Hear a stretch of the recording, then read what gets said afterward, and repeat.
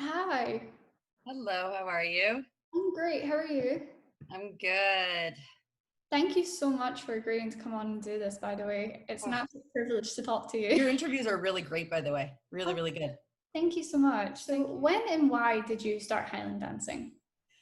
I was 4 years old, and at the time I was in ballet and tap, and just, normal things that your mom will put you in. And I actually went to a birthday party, a neighborhood birthday party, and there was a girl there that did the sailor's hornpipe. This girl Heather Kearns, and I thought it looked so cool. So I went home and said to my mom, "That's what I want to do." But we didn't know what that was.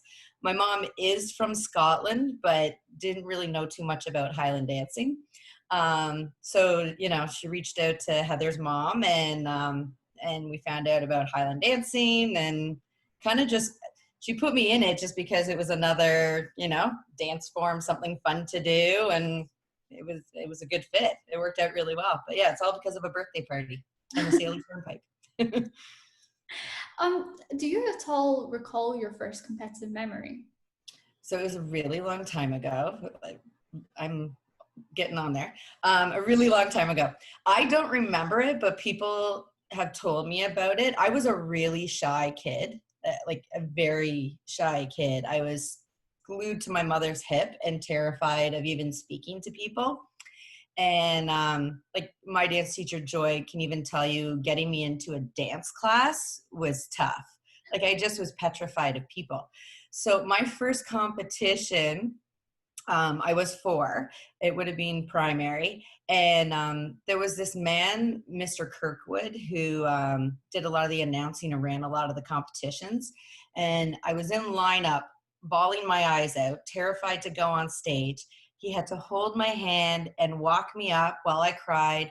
I did my 16 patty bars crying, finished the dance, and he walked me off stage still crying. Like I cried through the whole competition. And Joy always said, like, her biggest fear was that I wouldn't get over the shyness and being terrified of being on stage. But Highland dancing helped me out immensely with that. So yeah, I cried a lot, and obviously didn't place. I don't know how a judge would judge that, a kid crying through an entire dance, but yeah, it was so I've heard. I was very emotional.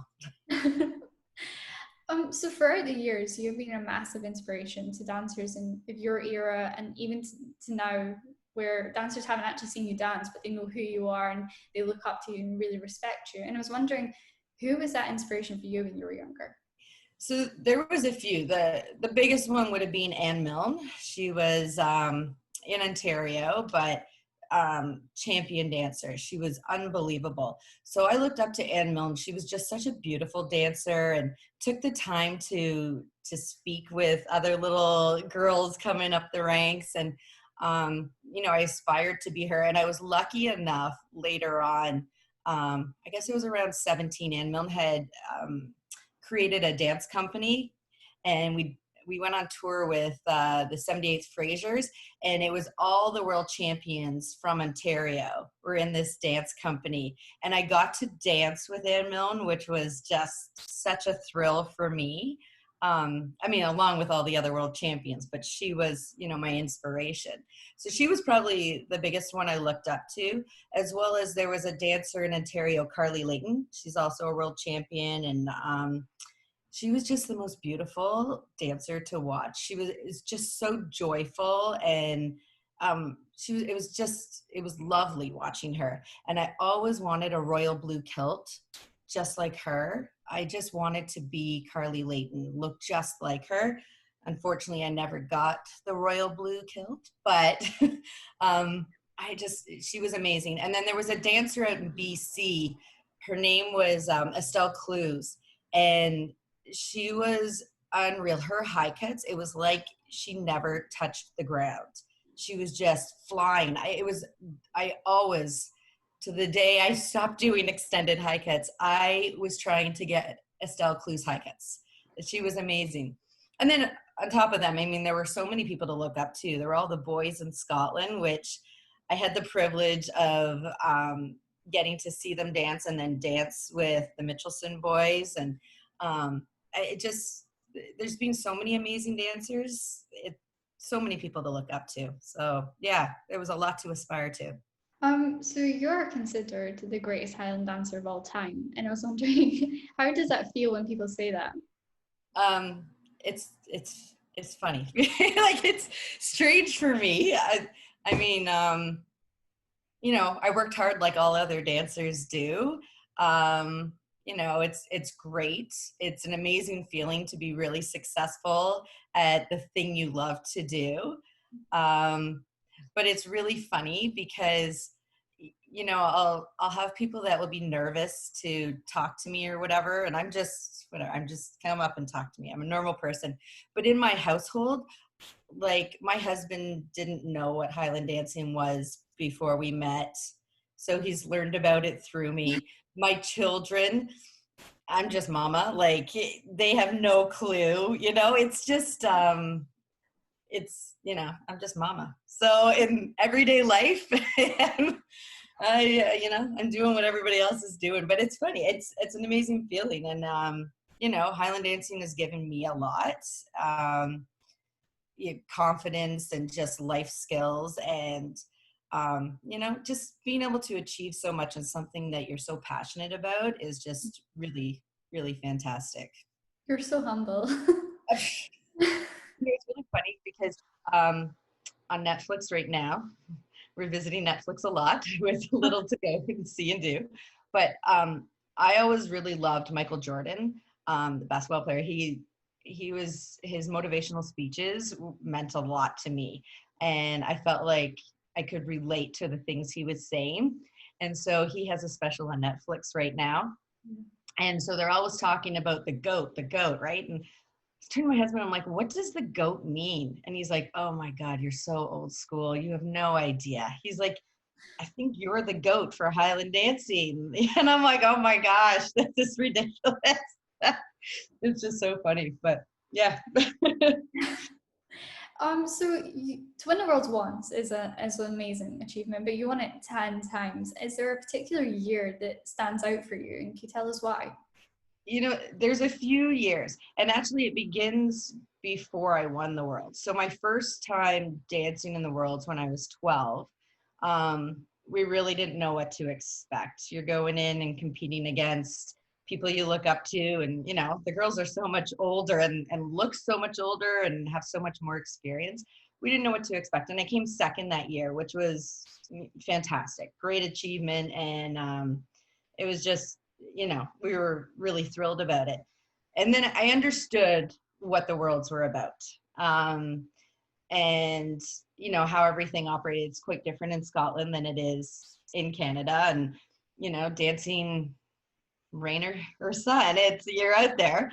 So my second year going back, at 13, it really downpoured that year, and they moved us into Queen's Hall. And I think I had sort of a negative attitude towards things that year. So I felt really down because we were moving inside and competition was delayed a little bit. And then it's quite crowded in Queen's Hall.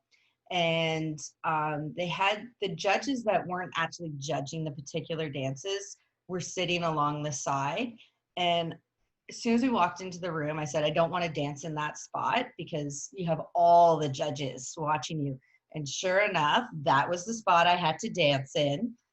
And then I rose a count too early in my fling. Like, when does that ever happen? You've been doing your fling your whole life. And I touched my sword. It was one of those days. I just was in a negative mindset. And I ended up coming third that year. And I think I really needed that kick in the butt to realize, like, you need a good attitude going into it all as well. And so actually when I came home, I entered into high school, and I was in an athletes program where we didn't necessarily have to take gym class because they assumed we were getting enough activity outside of school. So they gave us like goal setting, motivation, volition, nutrition classes. and about your attitude towards things. And I really learned that year at school how to turn negatives into positives. So I should have gone into that competition. Great. Now we're inside. We don't have to worry about the rain, the wind, the cold. Perfect environment. I do want to dance beside the judges so everyone can see what a great job I'm going to do today. Like, just, I needed to learn how to keep a positive attitude throughout the day. I mean, it's not the end of the world. I mean, you don't want to make a mistake in the world championships, but if you do, you need to move on. You still have more dances, right? So when I went back when I was 14, it was just a really great moment. I had a great attitude. The sun was shining. It was a really all around good day, and I won my first world. So that obviously stands out. Then when I moved into the adults, as an 18-year-old, it's scary going into the adult group. You're meeting up with people you look up to. I mean, I looked like a little kid still going into that group. I remember Joy telling me that I had to start wearing makeup because I looked so young, like try and look a little more mature up on stage as well. So, you know, it was challenging. Fantastic dancers in the group, and I had a successful day and won the world. So that's really like very memorable. And then so my last two worlds, my ninth worlds that I won, I was pretty injured for it. I was retiring after that worlds because I had to have surgery on my foot. I had a bone cyst, and so I had a hole in my big toe joint, and I had been getting some cortisone shots to deal with the pain, but because of that, I had torn the ligaments in my foot as well. So I was pretty sure that was going to be my last championship ever. So that one it was an emotional year because I just wanted to finish off really strong. And although it wasn't necessarily the most enjoyable because it was quite painful and it was emotional, you know, it was a tough one. I didn't really want to stop dancing, but I thought that was going to be the end of it because of the surgery. And then I took a year off dancing, and my foot healed actually pretty well. And I felt like I just wasn't ready to give it up. I wanted to come back. And in retrospect, I don't know if I should have. I mean, it was successful. I danced well, but it was still, I wanted to go back to Worlds because I'd always heard dancers talk about the experience of being at Cowell and looking up into the stands and seeing all the faces and just loving dancing. And I thought, I've never really had that feeling. Like, I've always just been there and focused, and that's it. I don't remember having that looking up in the stands and seeing faces of people I know. Like, I just was so focused on my dancing at the Worlds. So I went back to try and enjoy the Worlds, which I don't really, I don't know how you do that. It's the World Championships. And I made some mistakes leading up to it. I didn't do any other championships. I did a few competitions here and there, but trained for Worlds and went to the Worlds. I mean, I think I don't know what I was thinking. I don't know why people didn't talk me out of this. I made Joy and my mom promise to never allow me to ever go back again, because I knew I'd want to, but don't let me go back again, because the nerves I felt that year were greater than any year ever. And then I thought to myself, I remember before we even started competing, I thought, what am I doing? Like, this is the World Championships. I'm coming back after winning 9 worlds. I've taken a year off. People are waiting to see how I'm dancing. Like, what am I doing? This is just crazy. Like, I'm insane. I don't know what I was thinking. Luckily, I had one of my very best friends, Sarah DeWolf from Ontario. She was competing in the Worlds too, and she was backstage just coaxing me through the whole thing. Like, you got this. Just go up and dance. You got this. Like, don't worry. So obviously, being my last Worlds, it was very memorable, and being my 10th Worlds was really fantastic. And I knew that was absolutely going to be the last time I competed. And I did take the opportunity when we did the Champions Fling at the end. I took the opportunity to really look around and take it all in. And wow, this is it. Like it. So it was a really great moment. Yeah. Yeah, for someone to take a year out and then come back and still win the worlds, it's just mind blowing. It shows how good a standard you were. But I would highly recommend do competitions before you show up at the worlds. Like I don't know what I was thinking. My mom can tell you, like she didn't even know if we were over in Scotland in our little flat, and I wouldn't leave the flat the week of the worlds. I was in the flat stretching and just, you know, practicing, and I wouldn't leave. My mom's like, I don't like talking to my dance teacher. I don't even know if she's going to show up the day of the worlds. Like it's hitting her now what she's done, that she didn't compete all year and is coming. She wanted to enjoy it. Like it's the world championships. Like, you know, and you always do enjoy it, but yet you have to be so focused, you know, it's, I don't know. It was very nerve-wracking for everybody that year. So, excluding the World Championships, what would you consider your greatest achievement? So it's a lot. Within dancing, I would say, you know, all the Canadian championships and Ontario's that I won, and just the consistency of it. And it's pretty cool being able to, I mean, from the age of 8 and growing up into an adult dancer, dancing with the same people and competing with them. And it was always like tough competition. I mean, I think just keeping the standard up, I always had a goal to every year, I wanted to get a little bit better.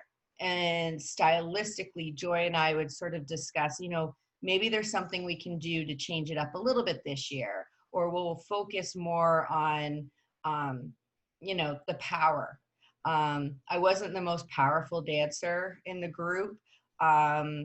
So, you know, some years we'd have to pick it up a little bit more, like let's really focus on getting stronger. Or this year, let's change up the style just a little bit and let's open up the body and the arms and work a little bit more on the presentation of it, or whatever it may be. Every year it was about switching it up just a tiny bit, yet always focusing on the technique. So I think we did a good job as a team achieving that year after year and trying to bring something new to my dancing.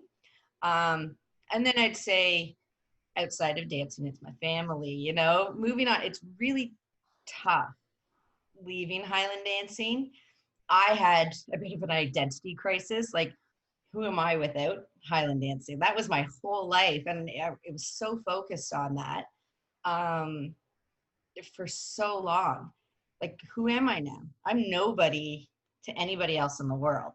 You know, you go to a job interview and they don't even know what Highland dancing is. Like, it's okay. So you want a worlds, but we don't know what it is. So, okay. You know, it was really tough sort of figuring out who I was as well and finding a place in the world after Highland dancing. And then, you know, meeting my husband and getting married and having my 2 kids. It's, you know, moving on to the next stage of your life. But I think now my greatest achievement is my family and my children, and just on to the next stage, you know. It's tough though. It's hard leaving Highland dancing and kind of figuring out what am I without it. It's a tough thing to do. So just kind of going back to Worlds for a moment, in 1996, you had the BBC follow you around for a documentary called That Fling Thing. Yeah. I was wondering, how stressful was that, having a film crew follow you around at the biggest championship of the year? Yeah, so it was tough, and I think it was, my mom was really good. So we had a pretty good team here.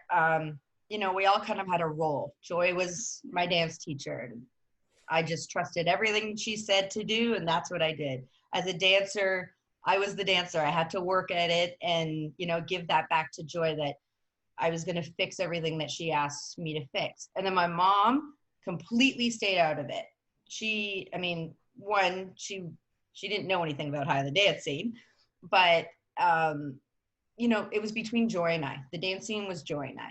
My mom was the emotional support and keeping me, you know, keeping me focused, keeping me on the right track with it all. So I think when BBC approached us about it, it sounded really cool. I mean, it's an honor to do that. But we kind of set down some ground rules with them. So, you know, when we were there the week leading up, they came and videoed some of our practices and did interviews, and that was all fine. But they weren't allowed to interfere with the schedule. So when I had dance class with Joy, I had dance class with Joy, and that's it. You can come and join it, or you don't. You're going to miss it, kind of thing. And then the Day of Worlds was, I kind of have to be left alone. So we can do a pre-interview and wait till after my sword, and we can do an interview. But you know, they left me alone pretty well, and they honored sort of our asks as well. So it was, I don't know if it added additional stress because we had sort of laid out the way we wanted to interact with them. But it was really cool to have it all videoed and on tape, and just a really nice honor. But the Worlds is the Worlds, and that was the focus, and we kept it that way. I'm there to compete, and, you know, they can join in and video if they want to, but it's really about the dancing. That's what we're there for. Throughout your competitive dance career, have you faced any obstacles that you had to kind of work to overcome? Yeah, so one being the mental game, you know, and it was great learning how to turn negatives into positives, learning about good nutrition, also maybe about setting goals, you know, and you have to always have goals in order to keep challenging yourself and driving yourself to get better. I was pretty lucky with injuries. I didn't encounter too many injuries until I was older, maybe the odd sprained ankle or, you know, sore muscles, strained muscles. When I was older, I had a hamstring. I pulled my hamstring. I actually did it when I went to Australia to compete, like right in my first competition, first dance, because I was warming up incorrectly. So I learned how to warm up properly after that. But I tore my hamstring, which wasn't a terrible thing to come back from. That one healed pretty well. And then near the end of my career, it was the bone cyst and torn ligaments. And it wasn't after I was done competing. I ruptured my Achilles, like right before, I guess, what would it be? Maybe 7 years after I was done competing.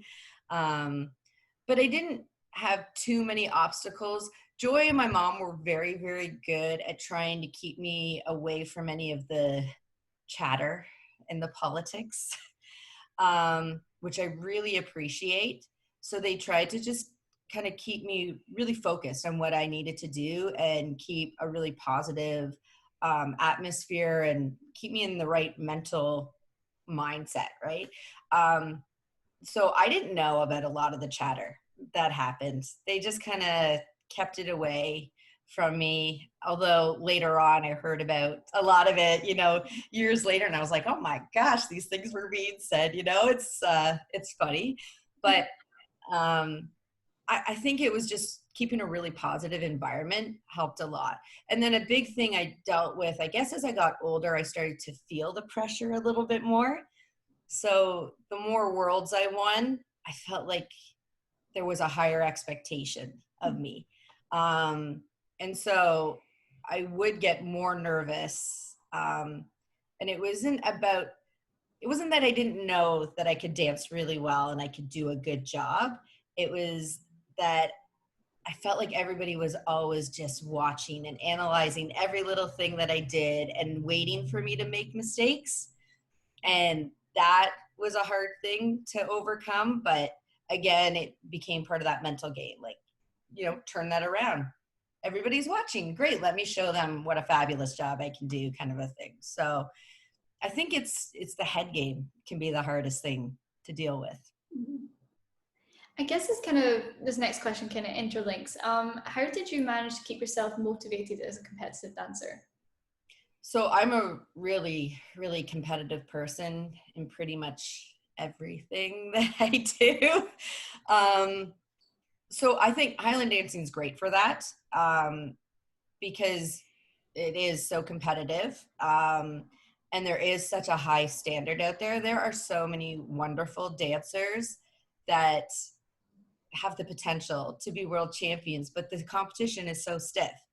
The hard thing is it's also a judge sport. So even dancing your very best, and you might think that you deserve to win, the judges may see it differently that day, right? And your best may not be the best that day.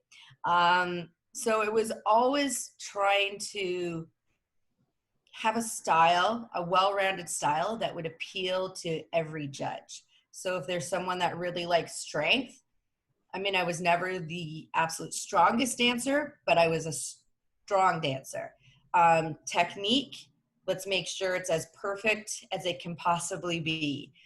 Performance wise, we've got to appeal and still have it look like a dance and not robotic, like you're doing the dance, right? Like it was about appealing to everything. So, I liked being challenged. It was really good. I mean, it's hard. I know there's times, especially when you're in high school, you have to give up a lot. You want a social life, which is sometimes hard to do with competitions on Saturdays. But I think because I was so competitive, it was more important for me to I want to do well at the competition the next day. So I'm not going to go out with my friends on the Friday night. Um, and it's nice to feel good about what you're doing and to feel like you're doing your best. So it was just always striving to be better, than I was at the last competition or the last championship. And I also always wanted to really make my dance teacher Joy proud of me and happy. So I was always on a mission. What she told me to work on, I wanted to have it fixed by the next time she saw me so that we didn't have to go over it again and we can move on to the next thing that needs to be fixed. And so it was just, I just wanted to make her proud of what I was doing and for her to know that the work she's putting into me, I'm putting into it. I appreciate it as well. Yeah, but competition for sure. I love competition. So So what did a typical week's practice look for you on the lead up to a competition? so I saw Joy twice a week. Since I was little, I had a group lesson, which was usually around an hour long. And then I had a private, which would be about 45 minutes. And then I would practice on my own every day that I wasn't with Joy. So I was lucky enough that my parents were willing to give up part of their home for me and practicing. So they built a dance studio in the basement originally for me. And then they turned their garage into a dance studio as I got older. So I had a really good dedicated space to practice. And I would always, in my lessons, so with Joy, we usually group lessons, we would work on doing the dances through. But stamina was never a big issue for me. So in the privates, it was really about the technique. We would just pick things apart and work on it. And it was about having the feeling. So back steps were always a thing that we had to work on. I hated working on back steps, but we always had to work on back steps. And so it was like, this is where, your foot's not quite in the proper third aerial position. This is where you are right now. This is where I want it. Let's do it until you can feel it every time there. And then when I would go home and practice, I would just work on back steps. And normally I would put on music that I really love to dance to. Normally no bagpipes. It would just be like good dance music.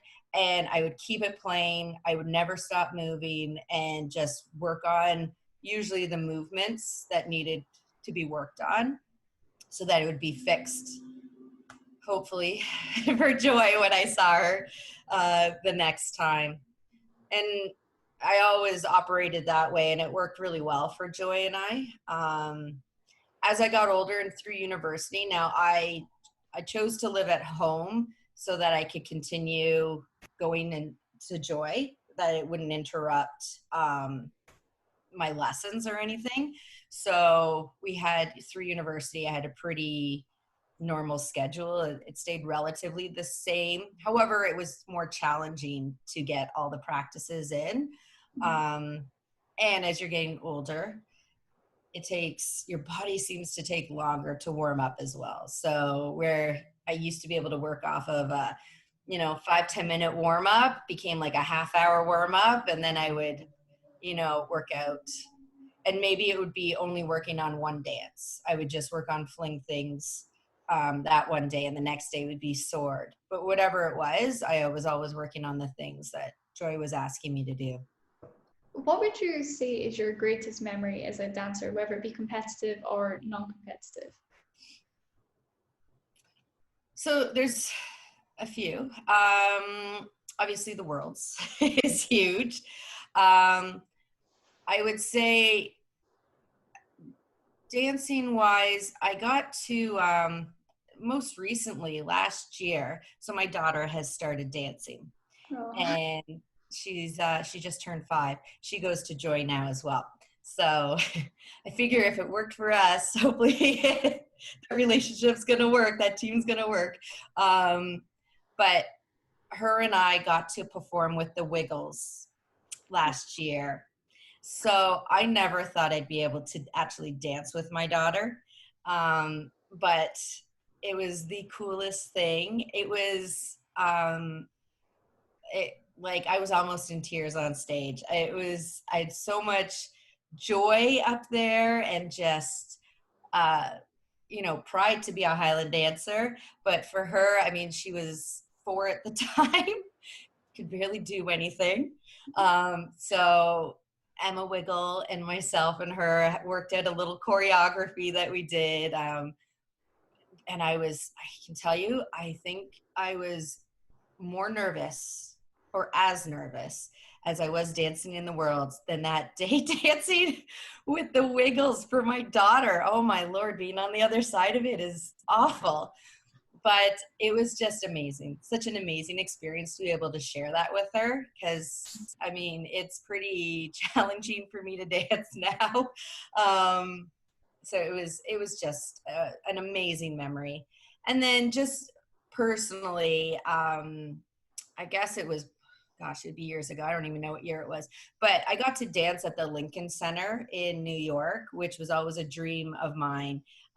So the Scottish Dance Company that I was a member of, we did a performance of Scotland the Brave at the Lincoln Center. And that was just one of the coolest moments. I just absolutely loved it. I think a lot of the shows and some of the artists I've been able to dance with, it's just been really cool to even do the dancing after competitive life. It's a lot of fun to do that, less pressure, but just really, really enjoyable. So there's been some really cool moments for sure. What experiences has Highland dancing brought you since stepping away from the competitive side? Well, dancing with the Wiggles. I get to work with them, which is so much fun. Thank you to Douglas McFarland. Big call out to him. He was performing with them and invited my daughter and I to go see a show. So that's how I got to meet them, and it just is so cool. They're like the nicest people in the world to work with. So much fun. Great show. So that's cool. I think, well, even when I was competing, but not actually, a dance thing, I got to dine with the Queen. Yeah. So when I was, I guess I was about 17, they had like a youth luncheon in Ontario, and I got to sit at the head table with the Queen and have lunch with her. And I was absolutely petrified petrified. But she taught us how to drink our tea properly. And she talked about Charlie and the children hot air ballooning in South Africa. And it was just like whirlwind. So that was amazing. And then getting to perform for like our prime minister was a really cool moment. I think after I retired from dancing, I got to teach a lot of workshops, and I hooked up with like Simon Fraser University in BC and did a lot of their workshops, and getting to know the pipe band side of everything was really, really neat. Because even though it's, you know, two different worlds, it's very, very connected and interlocked. But getting to work with like world champion pipers and drummers, we all go through the same things. Like, it's amazing. And to share stories and hear stories, it was really, really fun experience. I got to travel to New Zealand and do a workshop tour there. Joy and I went out, I don't even remember what year, but Morgan Bamford was just a little wee thing. I'm going to guess she was maybe around 10 at the time. And her and I got to like dance in shows together and just do practices together, which was so cool. And it was so cool then to see her like come up through the ranks. And I mean, she was unbelievable. So all the amazing things that she has done, it was really neat to see and get to know and get to see the different style of dancing over in New Zealand as well, which it blew my mind. Like, their hornpipes and jigs were probably some of the most amazing things I've ever seen in my life.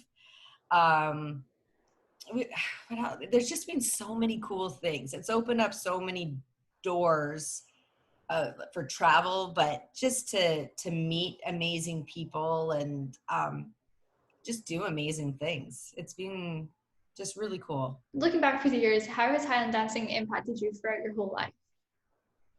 Yeah, so it's a good question, because I think Highland dancing really preps you for the real world, shall I say. So in the business world, I work I'm an account manager now and work in the food industry. So I am face to face with customers all the time and giving presentations. And we always have these wonderful targets that we have to hit. But goal setting, like, I can stay very organized, stay to schedules, and I am consistently setting goals. And that just stayed with me my whole life from dancing.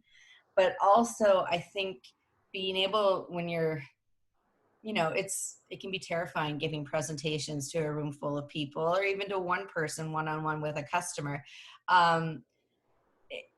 It just, being in front of people dancing and having to deal with that, you learn how to mask your nerves and deal with them.